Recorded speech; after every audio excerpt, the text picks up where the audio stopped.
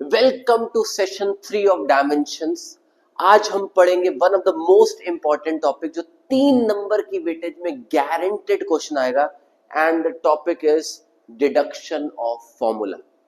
अब तक हम लोगों ने देखा कि कैसे फॉर्मूलाज हम लोगों को गिवन होता है, बट आज हम पढ़ेंगे कि फॉर्मूले को डिड्यूस कैसे करते हैं और कुछ मोस्ट इंपॉर्टेंट क्वेश्चंस को कवर करेंगे इस टॉपिक को इन डेप्थ में समझने के लिए। तो चलिए स्टार्ट करते हैं। हमारे को फर्स्ट क्वेश्चन दे रखा है कि हमारे पास एक पेंडुलम है जिसके साथ बॉब अटैच्ड है। पेंडुलम हम लोग को ऑलरेडी पता है, वॉच के नीचे भी जो अटैच होता है, और उसके नीचे एक बॉब लगी है, मतलब उसके नीचे एक बॉल लगी हुई है। और वो बोल रहा है कि जो बॉल है वो ऑसिलेट कर रही है under the action of force of gravity. Gravity की वजह से जो बॉल है वो क्या कर रही है, एक्सेलरेट कर रही है। वो बोल रहा है suppose the period of oscillation, period of oscillation का मतलब होता है टाइम पीरियड, जो है वो डिपेंड कर रहा है किस पे, मास पे, लेंथ पे और ग्रेविटी पे। और इस चीजों को दिमाग में रखते हुए हमें क्या करना है, टाइम पीरियड का एक्सप्रेशन डिड्यूस करना। तो सबसे पहले आपको एक बेसिक सी चीज पता होनी चाहिए। क्या पता होना चाहिए, डिपेंड्स का मतलब क्या होता है। जैसे हम लोग ऑलरेडी पढ़ चुके हैं 10th क्लास में, हम ओम्स लॉ में पढ़ते थे कि जो v है वो i पे डिपेंड करता है, मतलब v जो होता है वो डायरेक्टली प्रोपोर्शनल होता है i के। तो यहां पर बोलना चाह रहा है कि जो टाइम पीरियड है वो डिपेंड कर रहा है, मतलब डायरेक्टली प्रोपोर्शनल है किस किस के। सबसे पहले दे रखा है मास, फिर दे रखा है लेंथ और फिर दे रखा है ग्रेविटी। तो सबसे पहला काम हम क्या करेंगे, क्वेश्चन को ध्यान से पढ़ेंगे, पढ़ने के बाद उसकी डिपेंडेबिलिटी का ऑर्डर जैसे गिवन है वैसे लिखेंगे। और ये करने के बाद हम यहाँ लिखेंगे पावर ए, पावर बी और पावर सी। ये हमारा पहला स्टेप रहेगा और हम इसको इक्वेशन नंबर फर्स्ट डाल देते हैं। अगर हम टाइम के डायमेंशन की बात करें तो हम इसको लिख सकते हैं m0 l0 t की power 1 directly proportional to mass का डायमेंशन m की पावर a, लेंथ का डायमेंशन भी l की पावर b और ग्रेविटी का डायमेंशन इज lt माइनस 2 की पावर c। राइट, मतलब m0 l0 t की पावर 1 डायरेक्टली इनवर्सली हटेगा तो कुछ ना कुछ कांस्टेंट आएगा। हमने यहाँ k ले लिया और इसको हम क्या लिख सकते हैं, m की power a, base same power equal b plus c, और t किसके इक्वल हो गया, माइनस 2c के इक्वल हो गया। याद क्या रखना है आपको, बेस सेम और पावर ऐड होती है। राइट, फिर हम लोगों ने मैथ्स में पढ़ा है बेस सेम पावर इक्वल, मतलब m और m बेस सेम है, मतलब पावर इक्वल हो जाएगा, a कितना आ गया 0। Base same power equal b plus c कितना आ गया 0, और base same power equal minus 2c किसके इक्वल आ गया, 1 के इक्वल आ गया। मतलब हमारे पास a हो गया 0, हमारे पास जो c हो गया दैट इज माइनस 1/2। और अगर c माइनस 1/2 आ रहा है, अगर यहाँ पुट करेंगे तो b किसके इक्वल आ जाएगा, 1/2 के इक्वल आ गया। मतलब हमारे पास a आ गया, हमारे पास b आ गया, हमारे पास c आ गया। जब हमारे पास ये वैल्यूज आ जाएंगे, अब हम क्या करेंगे, यूज करेंगे फर्स्ट इक्वेशन। तो जब abc की वैल्यू को अगर हम फर्स्ट इक्वेशन में डालेंगे तो फर्स्ट इक्वेशन हमारे पास क्या है, t m की पावर a, बट a कितना है हमारे पास 0, l की पावर b, b कितना है हमारे पास हाफ, और उसके बाद g की पावर c, c कितना है माइनस हाफ। राइट, इसका मतलब इसको हम क्या लिख सकते हैं, m की पावर 0 मतलब 1 हो गया, मतलब ये रह गया l की पावर हाफ, g की पावर माइनस हाफ है तो नीचे जाके क्या हो जाएगा, g की पावर हाफ हो जाएगा। इसका मतलब इसको हम कलेक्टिवली कैसे लिख सकते हैं, अंडर रूट l अपॉन में g। ये हमारे पास स्टैंडर्ड फॉर्मूला आ गया। हो सकता है क्वेश्चन में आपको स्पेसिफाइड हो, तो उस केस में डायरेक्टली इनवर्सली हटेगा तो आ जाएगा t equals to 2 pi under root l upon में g। तो यहाँ क्वेश्चन में मेंशन होगा आपके पास कि k की वैल्यू को आपको 2 पाई लेना है, अदरवाइज आप इस आंसर को यहाँ पर भी छोड़ सकते हो। So this is how we deduced formula. Question में स्टेटमेंट है, उस स्टेटमेंट को ध्यान से पढ़ना है, डायरेक्टली के ऑर्डर में लिखना है, एबीसी को स्पेसिफाई करना है, बेस सेम पावर ऐड करनी है, बेस सेम पावर इक्वल करनी है, और ग्रेजुअली सॉल्व करते करते आप रिजल्टेंट पे पहुंच जाओगे। 3 मार्क्स में क्वेश्चन पूछा जाता है। एक क्वेश्चन और प्रैक्टिस करते हैं।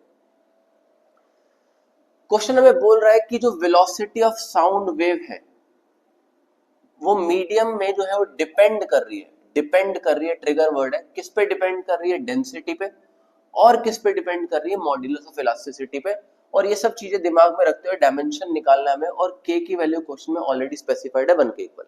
मतलब सिंपल लैंग्वेज में बोलना चाह रहा है कि जो वेलोसिटी है वो डिपेंड कर रही है डेंसिटी पे और मॉड्यूलस ऑफ इलास्टिसिटी पे। तो आपको डायमेंशंस तो याद करने ही पड़ेंगे। मतलब एक सेंस में हम लिख सकते हैं कि v जो है वो इक्वल है, अगेन सेम स्टेप, a लिख दिया, यहाँ लिख दिया, b लिख दिया और इसको फर्स्ट इक्वेशन डाल दिया। डायरेक्टली इनवर्सली हटा तो कुछ ना कुछ कांस्टेंट आया, हमने यहाँ k लिख दिया और दोबारा d की पावर a लिख दिया एंड e की पावर b मेंशन कर दिया। वेलोसिटी का डायमेंशन होता है m0 l t-1 equals to k की वैल्यू तो 1 है, क्वेश्चन में मेंशन है। Density is mass upon a volume, so dimension हो जाएगा ml -3 की power a। Modulus of elasticity हम लोग पढ़ेंगे सॉलिड चैप्टर के अंदर, और मॉड्यूलस ऑफ इलास्टिसिटी से बेसिकली प्रेशर के इक्वल ही होता है उसका डायमेंशन, और प्रेशर का डायमेंशन होता है force upon area which is ml -1 t-2 की पावर b आ गया, right. So m0 l t-1 equals to 1, base same power at, that means m a plus b l minus 3a minus b and t is minus 2b. Base same power equal m, base same power equal, that means a plus b किसके equal हो गया, 0 के equal हो गया, minus 3a minus b किसके equal हो गया, 1 के इक्वल हो गया, एंड माइनस 2b किसके इक्वल हो गया, -1 के इक्वल हो गया। मतलब हमारे पास b किसके इक्वल आ गया, 1/2 के इक्वल आ गया। अगर b 1/2 के इक्वल आ गया, अगर इसकी वैल्यू यहाँ पर पुट करोगे तो a कितना आ जाएगा, -1/2 के इक्वल। जब a की वैल्यू आ गई, b की वैल्यू आ गई, तो इस a और b की वैल्यू को हम कहाँ पुट करेंगे, फर्स्ट में पुट करेंगे। जब फर्स्ट में पुट करेंगे तो उस केस में हमारे पास v जो है वो डायरेक्टली प्रोपोर्शनल है किसके, डेंसिटी a की जगह हम क्या लिख सकते हैं, -12, और e modulus of elasticity b किसके इक्वल है, 1/2 के इक्वल। इसका मतलब इसको हम कलेक्टिवली क्या लिख सकते हैं, √e/d। डायरेक्टली इनवर्सली हटेगा तो कुछ ना कुछ कांस्टेंट आएगा, ऑलरेडी k की वैल्यू 1 है, इसका मतलब v किसके इक्वल आ गया, √e/d के इक्वल। तो इस तरीके से हम लोगों ने क्या करा, क्वेश्चन से फॉर्मूले को डिड्यूस कर लिया, इसलिए टॉपिक का नाम बढ़ गया डिडक्शन ऑफ फॉर्मूला। एक क्वेश्चन और प्रैक्टिस करते हैं। क्वेश्चन हमें बोल रहा है, this is one of the most important question, generally 3 marks के अंदर देखने को मिलता है मैक्सिमम स्कूल्स के अंदर। चलिए समझते हैं इसको। क्वेश्चन बोल रहा है कि जो फ्रीक्वेंसी है डिपेंड कर रही है लेंथ के ऊपर, मास पर यूनिट लेंथ के ऊपर और टेंशन के ऊपर। मतलब बोल रहा है कि जो न्यू है वो डिपेंड कर रहा है किस किस के ऊपर, लेंथ के ऊपर, मास पर यूनिट लेंथ के ऊपर और टेंशन के ऊपर। दिस इज फर्स्ट इक्वेशन, और यहाँ लिख देते हैं a, this is b and this is c, right. Frequency का डायमेंशन होता है m0 l0 t की power -1, directly proportion to length का dimension a, mass per unit length है, सो दिस इज ml -1 की पावर b, and tension is force, so this is mlt -2 की power c हो गया, राइट। अब जब आपके पास ये आ गया तो again step m0 l0 t की पावर -1, डायरेक्टली इनवर्सली हटेगा तो कुछ ना कुछ कांस्टेंट आएगा, यहाँ k लिख देते हैं, बेस सेम पावर ऐड, तो सबसे पहले m को लेते हैं ताकि चीजों को सिंप्लीफाई हो सकते हैं, तो ये हो जाएगा mb + b। उसके बाद l ले लिया तो la - b + c, टाइम किसके इक्वल आ गया, -2c के इक्वल आ गया, राइट।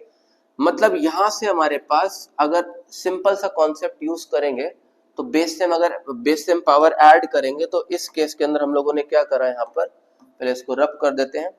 उसके बाद जब बेस सेम पावर इक्वल करेंगे तो हम लोग b + c को क्या लिख सकते हैं, 0 लिख सकते हैं, और a - b + c को क्या लिख सकते हैं, 0 लिख सकते हैं, और -2c को क्या लिख सकते हैं, -1 लिख सकते हैं। इसका मतलब हमारे पास c किसके इक्वल आ गया, 1/2 के इक्वल आ गया। अगर c 1/2 के इक्वल आएगा, अगर यहाँ पर वैल्यू पुट करेंगे तो b किसके इक्वल आ जाएगा, b - 1/2 के इक्वल आ जाएगा। अब अगर इन तीन दोनों की वैल्यू को पुट करेंगे यहाँ पर तो ये हो जाएगा a, b की वैल्यू पुट करी तो +1/2, c की वैल्यू पुट करी तो +1/2, और ये किसके इक्वल आ गया, 0 के इक्वल आ गया। मतलब 1 + 1 2/2, मतलब a की वैल्यू किसके इक्वल आ गई, -1 के इक्वल। अब हमारे पास a भी आ गया, हमारे पास b भी आ गया, हमारे पास c भी आ गया। अब इस ABC की वैल्यू को हम पुट करेंगे कहां पर, फर्स्ट इक्वेशन। तो जैसे ही फर्स्ट इक्वेशन में पुट करेंगे तो new directly proportional to L, A कितना है -1, M की पावर B कितना है -1/2 और T कितना है 1/2। दैट मीन्स इसको हम कलेक्टिवली कैसे लिख सकते हैं, new directly proportional to 1/L under root T/M रहेगा। डायरेक्टली इनवर्सली हटेगा तो कुछ ना कुछ कांस्टेंट आएगा, तो न्यू जो हो जाएगा that is equal to K/L under root T/M। तो इस तरीके से हम लोगों ने अगेन क्या करा, क्वेश्चन से फॉर्मूला डिड्यूस कर लिया, इसलिए टॉपिक का नाम पड़ गया deduction of formula. I hope अभी क्लियर होगा, सिंपल सा कॉन्सेप्ट है, क्वेश्चन को ध्यान से पढ़ना है, डायरेक्टली के टर्म में लिखना है, एबीसी को इंट्रोड्यूस करना है, बेस सेम पावर ऐड करना है, बेस सेम पावर इक्वल करना है, एबीसी की वैल्यू निकालनी है और वापस आकर ए वाले पॉइंट के अंदर दोबारा उसको पुट करना है, सिंपल। चलिए एक क्वेश्चन और प्रैक्टिस करते हैं। क्वेश्चन हमें बोल रहा है derive the method of dimension and expression for volume of a liquid flowing out per second through a pipe. Assume that the rate of flow of liquid depends on coefficient of viscosity, radius of the pipe and pressure gradient along the pipe and k equals to pi/8 question में already specified है। मतलब ये बोल रहा है कि volume of liquid flowing out per second, ये बात दिमाग में रखना, this is not volume, this is volume of liquid flowing out per second, that is volume per unit time. तो वॉल्यूम जो है वो डिपेंड कर रहा है किसके ऊपर डिपेंड कर रहा है, सबसे पहले डिपेंड कर रहा है कोएफिशिएंट ऑफ विस्कोसिटी पे, फिर डिपेंड कर रहा है रेडियस पे, फिर डिपेंड कर रहा है प्रेशर ग्रेडियंट पे। So pressure gradient is P/L। Simple same concept, ये हो गया A, ये हो गया B, ये हो गया C। अब आप क्या करेंगे, वॉल्यूम मतलब डायमेंशन हो जाएगा L3 T-1, डायरेक्टली इनवर्सली हटा कांस्टेंट के आगे। कोएफिशिएंट ऑफ विस्कोसिटी का डायमेंशन होता है ML-1 T-1, रेडियस का डायमेंशन होता है L, इधर आ गया A, इधर आ गया B। Pressure gradient is pressure पर यूनिट लेंथ, तो प्रेशर का डायमेंशन इज फोर्स अपॉन में एरिया, ML-1 T-2। तो अब अगर इसको लोगे तो ये हो जाएगा ML-2 T-2, ML-2 T-2। अब आपको सेम स्टेप करना है, यहां पर C आ गया, अगेन सेम कॉन्सेप्ट, A निकालोगे, B निकालोगे, C निकालोगे, ABC की वैल्यूज निकालने के बाद आपको क्या करना पड़ेगा, फर्स्ट इक्वेशन में पुट करना पड़ेगा, सॉल्व करके क्या होगा, आपका डायमेंशन निकल के आ जाएगा, राइट। सो इस तरीके से आप किसी भी क्वेश्चन को प्रैक्टिस कर सकते हो और इस क्वेश्चन को आप खुद से प्रैक्टिस करोगे, बहुत सिंपल क्वेश्चन है। तो इस तरह से आप कितने भी क्वेश्चंस को प्रैक्टिस कर सकते हो। और एक क्वेश्चन हम लोग और प्रैक्टिस करते हैं लास्ट, और क्वेश्चन हम लोगों को बोल रहा है the escape velocity of a body depends, कह रहा है कि जो वेलोसिटी है वो डिपेंड कर रही है किस पे, सबसे पहले बोल रहा है एक्सेलरेशन ड्यू टू ग्रेविटी पे डिपेंड कर रही है और डिपेंड कर रही है रेडियस ऑफ प्लैनेट पे, और वो बोल रहा है कि इसको एस्टेब्लिश करो डायमेंशनली। सिंपल सा कॉन्सेप्ट, इधर आ गया A, इधर आ गया B, वेलोसिटी का dimension is Lt-1, directly proportion, gravity का डायमेंशन इज Lt-2, रेडियस का डायमेंशन इज R। जैसे जैसे प्रैक्टिस करते रहोगे स्पीड बढ़ती रहेगी, इधर A आ गया, इधर B आ गया, अगेन इधर Lt-1 आ गया, इक्वल्स टू K लिख दिया, रेडियस की जगह हमारे पास यहाँ पर क्या आ जाएगा, L आ जाएगा। मास तो है ही नहीं, बेस सेम पावर ऐड, तो इधर हो गया LA+B और इधर T हो गया -2A के इक्वल। तो हमारा A+B किसके इक्वल आ गया, 1 के इक्वल आ गया, -2A किसके इक्वल आ गया, -1 के इक्वल आ गया, मतलब A किसके इक्वल आ गया, 1/2 के इक्वल आ गया। अगर A 1/2 के इक्वल आ जाएगा तो B किसके इक्वल हो जाएगा, 1 - 1/2, अगेन 1/2 हो जाएगा। A और B की वैल्यू आ गई, वैल्यू आने के बाद क्या करा, फर्स्ट में पुट कर दिया, जब फर्स्ट में पुट करा तो V किसके इक्वल आ गया, √GR के। सिंपल। तो जितना जितना प्रैक्टिस करते रहोगे उतना उतना आपका कॉन्फिडेंस बिल्ड होता रहेगा। 3 नंबर के अंदर टॉपिक के बेसिस पे क्वेश्चन आते हैं। Hope you enjoyed this topic, you can practice as much question as possible. So thank you so much for giving us your valuable time. So keep learning, keep exploring and keep growing. Thank you so much. Take care.